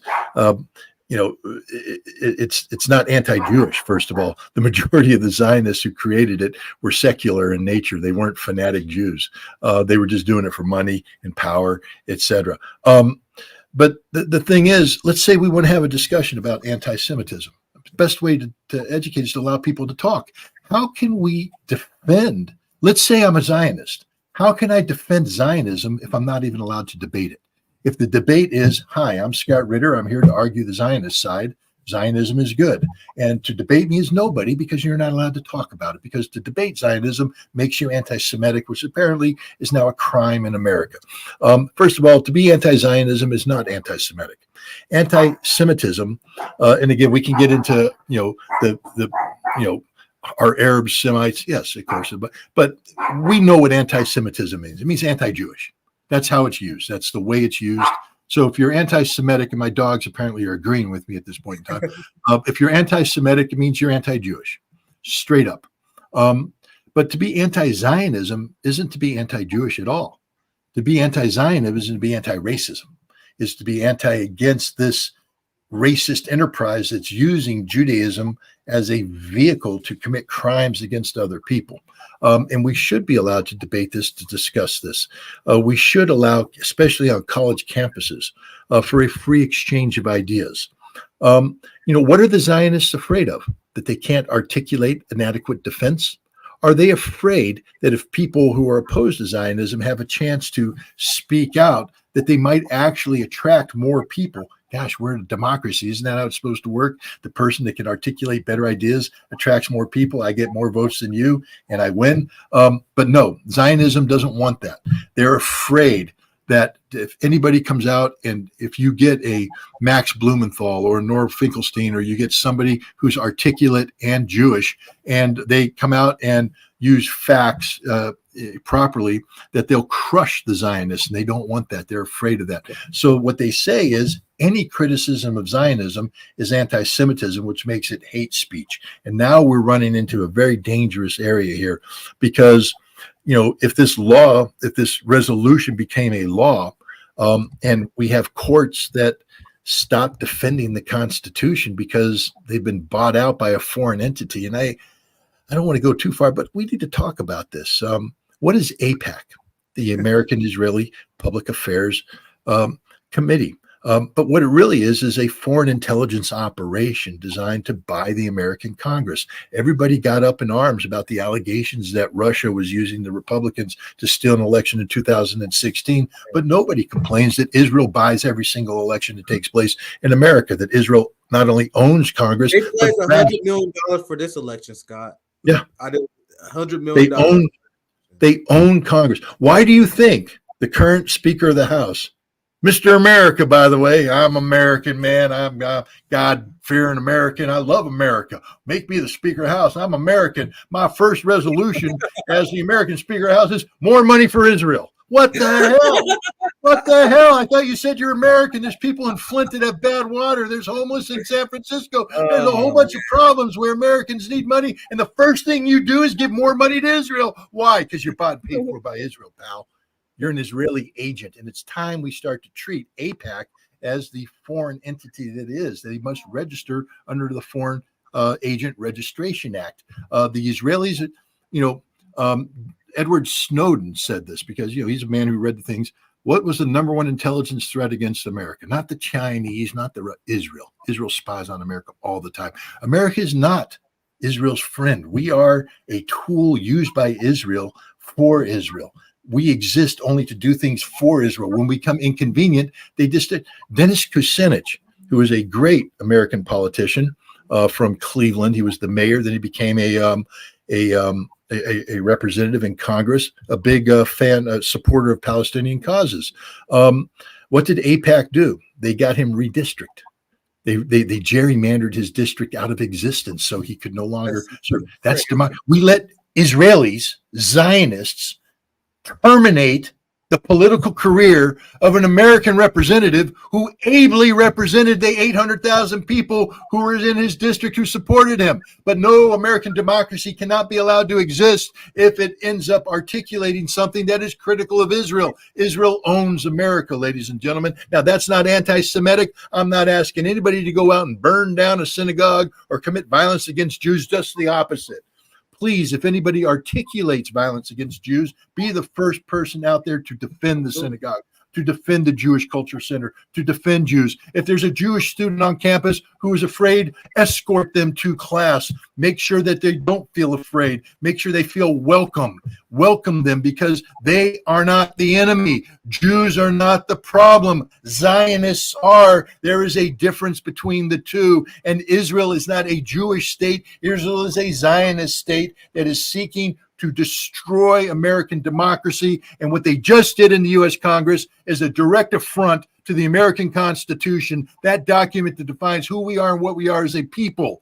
The First Amendment is what makes America great, not the Second Amendment, the First Amendment, our freedom of speech. And now we can't articulate against Zionist Israel, or we're accused of hate speech. We're accused of being anti-Semitic. Guys, they're destroying America. They, not the Jews, they, the Zionists. They are the biggest enemy we face today. Not communist China, not Putin's Russia, because neither China nor Russia gives a damn about what happens in this country. They don't care. They got their own issues they're worried about. The Zionists are maintaining control. They have stolen our democracy. They are corrupting our Constitution, and they have destroyed who we are and what we are as a people by making us culpable in the acts of genocide they are committing against the Palestinian on a daily basis. And I'm an American citizen, and I have a right to say this, and I challenge anybody in the United States Congress to try and take that right away. Hell yeah. Hell yeah. I don't know if you saw the AIPAC website. I did a video on this. I posted on this. You guys seen this before. But on the AIPAC website, they literally brag about how much they interfere in our elections. I'll just play the part while I quickly cover that part. Dissent. AIPAC is very proud with how they interfere in our elections. According to their website, 98% of AIPAC-backed candidates won their general election. They spent over $17 million. They also brag about defeating 13 candidates who would have undermined the U.S.-Israel relationship. Think about that for a second. They are bragging about defeating 13 people who would have, quote-unquote, undermined the U.S.-Israeli relationship. That's them openly acknowledging that they're hijacking your democracy. And now look at the number here, because they're bragging about spending $17 million in last election, which did this. And I just mentioned this next election, they plan on spending 5 times that. So $17 million allowed them to defeat 13 candidates, get a 98% win percentage. What do you guys think $100 million is going to do? So that's a great point, Scott. Just for a second, Tyler, another point you said I want to expound on before I get to the last quick presentation. I just say like that. I mentioned this before. You have, just to highlight how absurd this is, you have evangelical Christians Scott, in the United States that call Max Blumenthal, Dan Cohen, and other anti-Zionist Jews fake Jews. So you got evangelical Christians who are taking it upon them to label people as being fake Jews or real Jews based on their loyalty to a country. What is more anti-Semitic than that? Nothing. But these evangelicals, again, I'm going to get in trouble here. Look, I believe in freedom of religion. I believe in freedom of religion, and everybody has the right to practice their own religion, and I'm not critical. But I will tell you right now that if your religion is premised on facilitating a conflict in the Middle East because you believe that's necessary to bring about the end of days so that you can have your rapture and go to heaven, screw you. I don't want your war. Okay, you don't have a right to impose that war. If God wills it, and you say the book of Revelation says that this is going to happen, then just let it happen. You don't have to do a damn thing because God is all powerful. Just let it happen. But stop interfering with America being American. To be a Christian and say that you need Armageddon. In order to have Armageddon, therefore, there must be Israel, and the Zionists help create the Israelis. So you're going to tolerate all the crimes that Israel commits because it leads to the rapture. That's insanity. And yet, there are a lot of people that believe that. You have your right to your religion, but you don't have a right to your war. Remember the difference. You can practice any religion you want. You don't have a right to your war. You don't get to go to war and put me at risk. That ain't going to happen. Not in this country, not in America. But apparently it is happening. And then I'll leave you with this too. What would you do if a bunch of Chinese Americans with dual passports created a public affairs committee and said, we're going to spend $100 million to put pro-Chinese people into Congress? Would you go, that's okay? No, you wouldn't. What if the Russians did? What if Putin came in and said, hey, here's $100 million to all you dual passport carrying Russian Americans. Let's go ahead and elect a pro-Russian Congress. Everybody be going, the hell you will. Yeah. And yet we let the Israelis do it, and they brag about it. They just brag about it. And we do nothing because to criticize them is anti-Semitic. It's insanity. Insanity. So I'm gonna send you guys off with some positive vibes. This is the last quick presentation, and I'll get your last words here, Scott. We're seeing the tides turn, and I spoke with Glenn Greenwald as well earlier today. Even as someone who followed this issue for a long time, I never see the tide turn against Israel. Even when I was delusional, I was like, this is it. People finally gonna turn against Israel now. It never happened. But no, I promise you, I never seen anything like this before. So once again, I'll be real quick here because I know we're going a little bit long. You have pro-Palestinian students at the Columbia University, you know, where Hillary Clinton is speaking for some reason, teaching for some reason. She's a war criminal, but she got a nice little cushy teaching job now. Isn't it great how a rotating cycle works? But anyway, let me continue. Then not long ago, you see the people walking out of her class. They protesting Hillary. You're supporting genocide. Hillary, you can't hide. You're supporting genocide. Now that's the chant that everyone began hit with. I don't have the clip right now, but there was a clip where Joe Biden was being protested and saying we charge it with genocide. I picked this one because we all hate Hillary, right? We love seeing Hillary being protested. That's why I chose this one in particular. Now, I'll just be in this subject for the sake of time. The point of this mini segment is that the world is turning against Israel in a way that we've never seen before. Here's another vote. The UN constantly whoops Israel ass. The United States often use their veto power just to save Israel. This just broke today. The UN Assembly calls on Israel to withdraw from all occupied territories in the Golan Heights and return to borders that existed on June 4th, 1967. Now look at this. Isn't this interesting, guys? The resolution was voted positively by 91 countries, 8 opposed, and 62 abstained. And when you look at the people who abstained and opposed, they're generally European countries. And that, once again, I just think that's an interesting data point that a lot of people point to. Here's Danny Haifong, a friend of the show.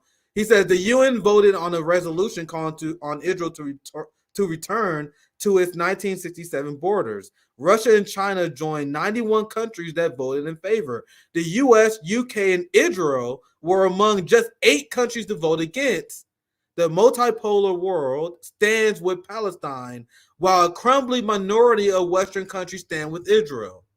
So it's really sad, and nothing is ever really worth it, this slaughter, but Israel lost the war on public opinion in a way that I have never seen before. And that's essentially what I'm going to ask you to comment on. But the last video I'm going to show here is an Egyptian MP that is using the language of RBN. Because we use harsh language. That's why I think Sky's at home here. We use harsh language to apply what people are. I say I think Zionism is equal to Nazism. I think it's fascism.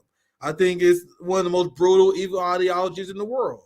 So here's an Egyptian MP that essentially says that, and look at the reaction that he gets. So let's put this video up here real quick. And this is look at what he's saying. احنا مولعين، احنا مش طايقين اللي بيحصل، احنا ما بقتش تفرق معانا الحياه والموت، كلنا مشاريع شهداء من اجل فلسطين ومن اجل مصر، لكن في اداره الازمه تعالوا جمد العلاقات، استدعي السفير واطرد هذا الكلب خارج مصر، خد اجراءات عمليه، احنا وراك. Look at the reaction. احنا وراك يا ريس، احنا وراك، ودي قضيه حياه وموت بالنسبه لنا، من اجل مصر مستعدين كلنا نموت. ان شعار ما اخذ بالقوه لا يسترد الا بالقوه هو الشعار الصحيح. هؤلاء مجرمين، هؤلاء قتله. لدينا اتفاق نحن نختلف معه، هو اتفاق. Actually, I haven't seen the second part of this. Actually, I saw the first part. I actually don't know what he says here. Let's see what he says. لم يعد له محل من الإعراب، فعلينا أن نمزقه من أجل الأمن القومي المصري والعربي. لا نستقبل لدينا فقط ما هو واجب إنساني ووطني، إنما فرض الأمر الواقع على دولة نازية هي وجيزة الاستعمار الماضي وحليف استعمار حالي، وهي حليفة كل استعمار لتصفية المنطقة، ومصر هي الجائزة الكبرى. هم كاتبين وقايلين، هم عارفين بيعملوا ايه. هو اللي بيحدث في ليبيا بمعزل عن اللي بيحصل كان في دارفور، عن اللي بيحصل مع سد النهضة، كل واحد إدارة واحدة. وأنا آسف أن أحدثكم للمرة العاشرة في هذا، وفي ظل تواطؤ إقليمي للأسف يسقط الكثيرون في تطبيع مذل. احنا موقعين الاتفاق من أكثر من 50 سنة، وهو ممزق في إيد الشعب المصري لم يتعاطى معه. I didn't see the second part, but here's the description. The Egyptian MP calls Israel a Nazi company to a sound of loud applause by his colleagues. So that last time I'm gonna share. Been one hell of a day, but I'm gonna give you your last general thoughts on Israel's current standing. There are a lot of people, a lot of countries that are pulling their ambassadorship for Israel, and I believe you mentioned before, Glenn mentioned before, we mentioned before, Israel is committing this barbarity in an act of desperation. Like when you are cornered, when your regime is threatened, of course they're gonna go out in a bang and an atrocity. So I really think they marked their graves here. But I want to hear your general thoughts. I appreciate your time. I know we went a little longer, but I appreciate you making time with us. Any last thoughts on the current reaction to Israel? Scott, I give you last words here. Well, I believe that Israel has committed a fatal error. Look, there was a way for Israel to recover from October 7th. October 7th was a huge embarrassment for Israel. They suffered a grievous military defeat, intelligence failure, political disaster. But the way for Israel to have recovered was not to overreact, to instead resecure its border. The world would have supported that. They could have even supported a punitive military campaign targeting Hamas without hitting the civilians.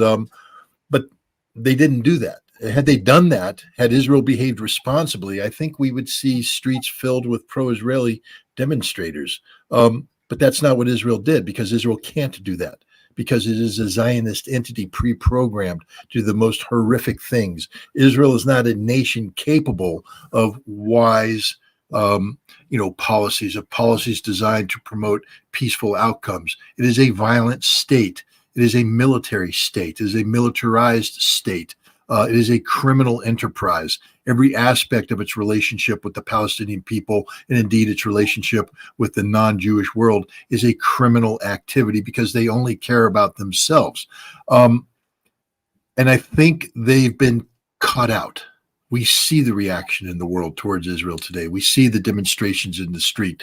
We're seeing people starting to articulate not just in favor of Palestine, but in favor of Hamas. We see the Turkish president calling Hamas freedom fighters. And we see other nations in the world starting to articulate in support of the Palestinian cause in a way which implies, if not approval, at least sympathy for what Hamas has done. The tables have turned. This is a very dangerous period of time, though, because Zionist Israel is not going to go gently into that good night, but they are going to rage against the dying of the light. That's my butchering of Dylan Thomas. But this needs to be managed properly, and we need leadership to do that. That leadership is not going to come from the United States because we have sold out to Israel. We are owned by Israel. Fortunately, we live in a world where multipolarity is emerging, and there are balances to the American hegemony. Those balances come, for instance, from China, which had negotiated a miraculous rapprochement between Iran and Saudi Arabia that nobody thought possible. It now happened. And China has been approached by the Arab League and the Organization of Islamic States to become the new mediator for the Palestinian cause, and China has articulated in favor of a free and independent Palestinian state. So I think we're seeing this, this movement, this movement of this mass, this geopolitical mass that's moving that the Zionists can't stop. They can't beat it. It's going to happen. And I think you're going to see Zionism broken by this. I think Zionist Israel is going to be consigned to the trash heap of history, and whatever emerges, whether they call it Israel or whatever, will be a much better place for the Jewish people, a much safer place. Israel has not been about the safety of the Jews. Israel, as it currently exists, has actually put the Jews around the world at greater risk because of Zionist Israel's ability to coerce nations into embracing all of Judaism as part of Zionism. No, that's not. I think this post-conflict state that will exist, whatever it's called, will be a place that actually creates the best opportunity for the Jewish people of the world to live in peace and harmony with their neighbors, because no longer will they be automatically identified with the evil of the Zionist entity. But now I'm starting to talk like a revolutionary, so you broke me. So I want you guys to realize that the only thing that does not change is that things always change. The only thing that is constant is that nothing is constant. That is what people who have revolutionary thinking believe. That is what revolutionary optimism is. Israel is how old? Not old at all. Less than 100 years old. 75, yeah. It is not going to last forever. That's why some people who may watch it like, what, you think Israel going to go? You guys think Israel going to last forever? Nothing lasts forever. The only thing that doesn't change is that change. That change always happens. The only thing that's constant, that nothing is constant. That's revolutionary thinking. Thank you for joining us, Scott. CJ, anything you want to add? I'm glad I was able to come back just to say thanks for coming out, Scott. I had to go pick up my daughter from preschool, so that's why I had to dip out for about 30 minutes. But glad I was able to make. Yes, exactly. I was able to make it back to say thanks for coming, and we'll absolutely be reaching out to kind of make this a little more frequent to have you on to get your insight on a lot of these just foreign policy issues and just issues, top issues, any current issue too. So, but thank you for your time, and thank you for coming again. Thanks for having me, and good luck, guys. Thanks for all you do. Okay. Thank you. We'll put you in the back, Scott. Let us. You can take off whenever you're ready. And I don't know if we got any new super chats. I don't think we got any super chats. Yeah, pretty much. I think we went through them all. Okay. I think there's the last one that we didn't read from. I think from Marguerite. For the 70s, I don't know what currency that is, but Bloomberg News, August 2016 by Eli. Hold on. Eli. That was me. You can put that back up. I'm trying to refresh my comments right here. It's not doing it. George Soros funded pro-Palestinian entities as well as Hamas in order to destabilize the pro-Israeli lobby in the United States. He knew Mossad/CI's 9/11. Well, that's interesting, child. I don't know how to dissect that one, but I appreciate that.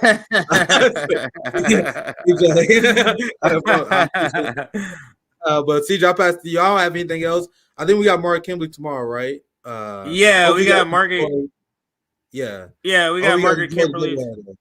Yeah, for sure, Nick. I'm gonna see you tomorrow. We got Margaret Kimberly tomorrow. I'm gonna end with the video. I do have a video. Oh, there we go. I couldn't see you. All right, Nick. I do have a video. Is it this one? Yeah, this video covers, and I'll read it before I go out. Now, if any new super chats come through, I can't see them. My my StreamYard is malfunctioning, so I don't see any super chats. So if you send one, I won't be able to see it at this point. I think Nick covered them all. But I did want to show you this video because it says here's the 10 largest recipients of pro-Zionist donations in Congress. Zionism is one of the most violent cults in the world. It's a white supremacy ideology rooted in imperialism that exploits Judaism and the trauma of the Holocaust to commit genocidal atrocities. I love that from 50 Shades of Way. And it's a short video. It's about a little more than 3 minutes. Let's watch it. She covers a lot of great information here. And so let's watch this. It's like I said, it's very, very, very interesting. I'm gonna play it now. Let's listen. I think one of the most interesting, and when I say interesting, I mean deeply disturbing aspects of this, is that AJP also released a list of the 10 largest recipients of pro-Zionist donations. So not based on Democrat versus Republican, just the 10 largest recipients of pro-Zionist donations. Before I continue, I would like for all of you to comment down below, how many do you think are Republican and how many do you think are Democrat? Or do you think there's any independents on here? Just give me a general number, give me a comment, and then I'm going to go through the list of all 10, starting from 10, going to 1. Okay. Number 10, Valerie Fouché. Now, 10 people. What are your guesses? What do you think the breakdown is, Democrat versus Republican, independent? You think it's 50-50, half Democrats, half Republican? You think it's 4 Republican, 4 Democrats, 2 independents? What do you think? I'll put a couple of your comments up before she starts to list off, because what I like about this video, it not doesn't just give you the top 10, it gives you the amount. Or she gives you, I shouldn't say they, because she's right here. She gives you the amount that you will that they are receiving along in the order. So this person's it's probably an even spread. Janice says 7 Democrats, 3 Republicans. Are you cheating, Janice? Did you watch this already, Janice? I have a feeling you did. This super chat I was able to see I am able to see this one. Sitting rep should have to show dual citizenship if they have it. Absolutely. This person says 50-50, and Stay Balanced says this is crazy stuff. 50-50. All right, so I think that's enough for now. Now let's listen to the rest of the video to hear her break this down. She, Democrat, North Carolina, the House. I kind of stepped on the first sentence, so let her say the name and the amount again. Okay. Number 10, Valerie Fouché, Democrat, North Carolina, the House, $429,305. Number 9, Maggie Hassan, Democrat, New Hampshire, Senate, $436,625. Jeez. Number 8, Hakeem Jeffries, Democrat, New York, House, $459,600. Now, I'm going to play that part about Hakeem. Now, Hakeem only ranks at 8. I got to say, I'm surprised. I thought Hakeem Jeffries was definitely in the top 3. The way that he is. Maybe it's Richie. It can't be Richie. He's kind of new. Maybe it's not Richie. I'm just trying to just see, based on their behavior, who is the top recipient. I'm surprised Hakeem Jeffries is this low, but so far, what, 3 Democrats so far? I'm going to rewind it so you can hear the Hakeem Jeffries part again. Democrat, New Hampshire, Senate, $436,625.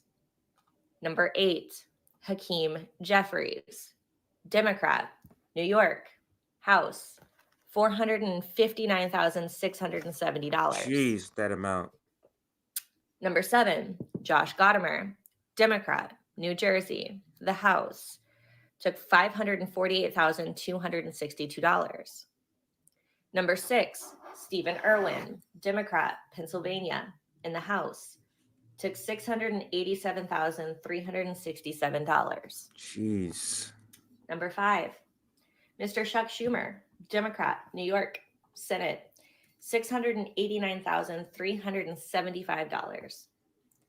Glenn Ivey, number 4, Democrat, Maryland, in the House, took $697,205.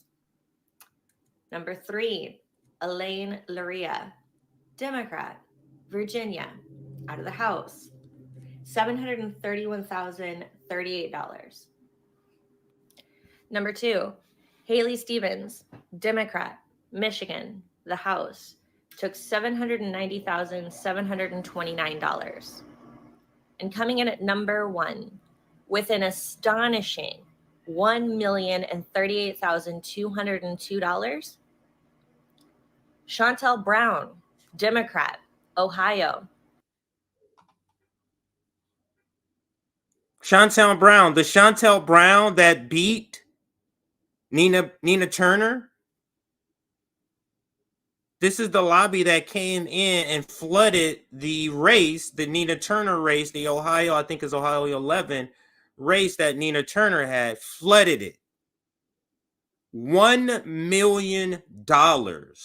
Now, did we hear any other party but Democrats in that top 10?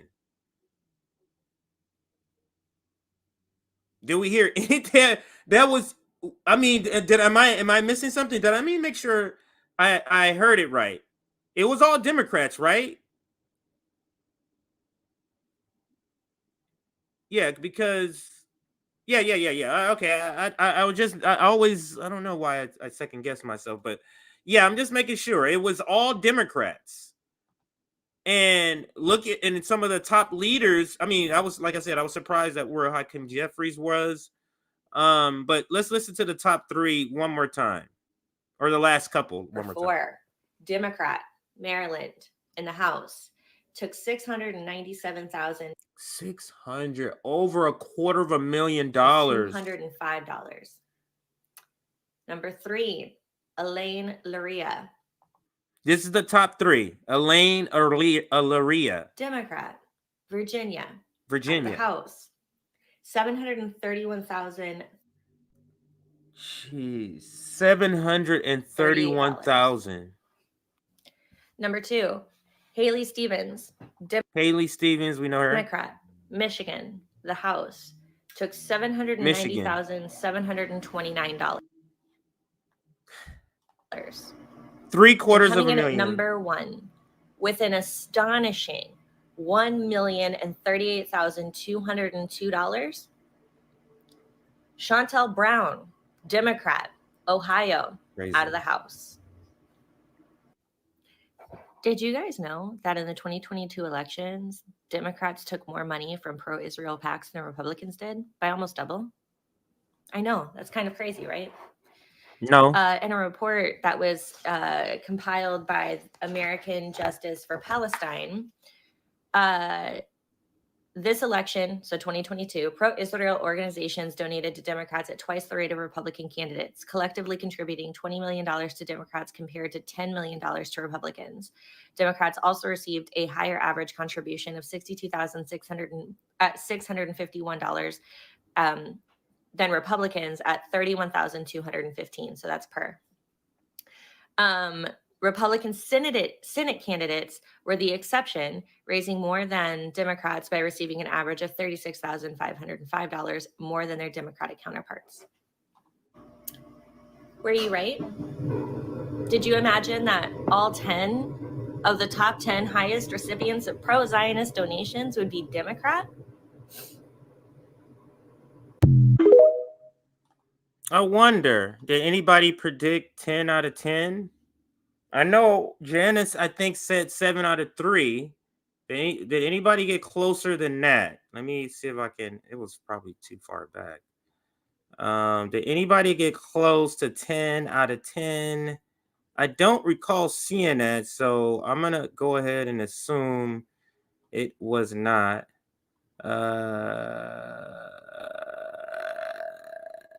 Yeah, it's too far back. But if you were, kudos to you. But yeah, it's a shocker, but is it really a shocker when you look at the behavior? But what is a shocker is, or maybe this speaks to why they're so unprepared for taking the stance as strong as they did for Israel, and the reaction they have in the polls, that is Joe Biden. They're taking a huge dip in the polling. So maybe that's the reason why they're not, they were caught off guard, is because they're taking all this money. Now, check out our website. Just showing you this before I head out of here. I'll have it scrolling down here at the bottom there. You see RBN, you see About Us, chapters, you see RBN Library. That's where you can go and check out some of the pictures of the renovation of the library. This is what it looked like in the beginning. That's crazy. It was completely different. You can look through all the different pictures of renovation that was done. There's a lot more that needs to be added, but that's one thing you can do on the website. If you go to chapters, you can look at some of the things, the goals we have for our chapters. You can see the different chapters and the person or the member that it represents. When you click on Boston, for example, you'll see a write-up of Sabi, of course. And then you'll see some of the latest pictures. And this is when Rome was just out there a couple of weeks ago. They had the clinic where they gave out clean needles and some other items. And she also had a food and clothing drive for the Boston chapter. And you can see some of the pictures there. That's one of the events, the food and clothing drive there. You can see what they were giving out. Rome went down to Boston to check that out. So you could do a lot of things on our website. On the main page to become a member, you just click there, scroll down. If you wanted to join the list, get on our Substack. Then we have RBN merch. When you click on RBN merch, it takes you here, and I know a lot of you have seen Nick wearing our some RBN merch. He just recently got the red hoodie from here, and our most popular item is our regular logo. It's not the hoodie, it's the t-shirt version, but this is what Nick got. He got this hoodie. You can check this out on our website when you click RBN merch. That's a close-up of the logo. This is our most popular item.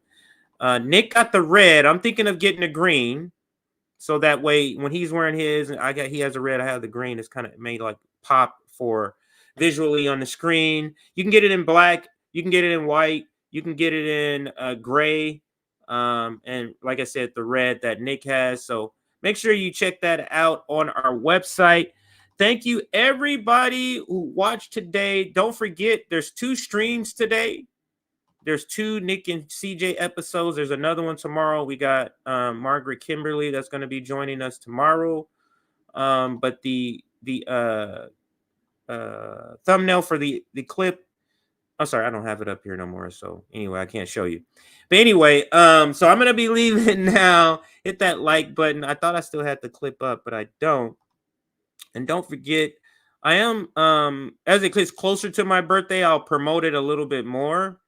But CJ's birthday fundraiser is back again this year. This time I'm raising money to get new equipment. Everybody knows about the short in my mic, and I need a new laptop because of the issues I've been having. But anyway, I'll show you now just a little bit if you want to get it started early. My birthday is December 8th.